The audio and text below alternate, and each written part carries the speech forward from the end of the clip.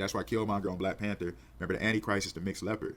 That's why T'Challa was straight from Africa. You remember Obama has the Kenyan ties, you know. And you remember, because Kenya just means the kin of Yah, the kindred of Yah, you know, Louis Eternal Yah. So Kenya, the kin, the bloodline of Yah. That's why Mount Zion has, that's why Kenya has the highest mountain, and at the top is Lewis Glacier, because that's the, you know, that's the highest mountain that goes to Mount Zion, the Mount Kenya, with Lewis Glacier at the top. But anyway, remember as it's written, the Antichrist will be cast down. So that's why, you know, Obama has to mix leopard ties. That's why a leopard without spots is a panther. And that's why T'Challa brought down the panther and sat on the throne when he went back to his land. So they already know the times we're in. You know what I mean? Let's delve even deeper into this right quick. There's no way around none of it. It's all about who got the eyes to see and ears to hear.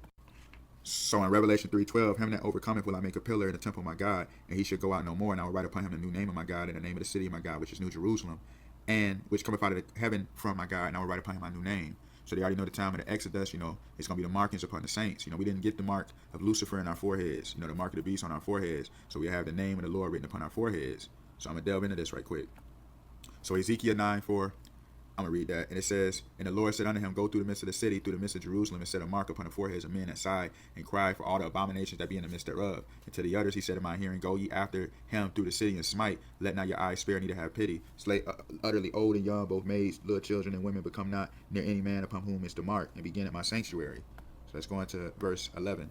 And behold, the man clothed with linen, which had the inkhorn by his side, reported the matter, saying, I have done as thou hast commanded me. So you see in 1976, you know, that was like one of the first, that was the first recorded tattoo convention. That was the first recorded tattoo convention, because they know when he returned, the markings was going to be upon the saints' foreheads. So that's why you see the rappers, how they blaspheme it. You see all of them got like crosses. You know, they all just blaspheming the Alpha and Omega that's going to be placed on everyone's forehead. That's why it's a big thing, rappers having that on their foreheads. You see what I'm saying? You see how wicked they are, man. So I'm going to delve even deeper right quick. You know, as that when you understand Cardi B, I'm going to break the name down right quick so y'all can understand, people not familiar. And I'm going to go into this so y'all can understand the exploiting of the image of God. So when you understand the word Karas, Christ is the Greek form of Karas, which just means the anointed Messiah. Ka means soul, Ra means light. The Karas, the Kara. You know, that's why they love to blaspheme cars.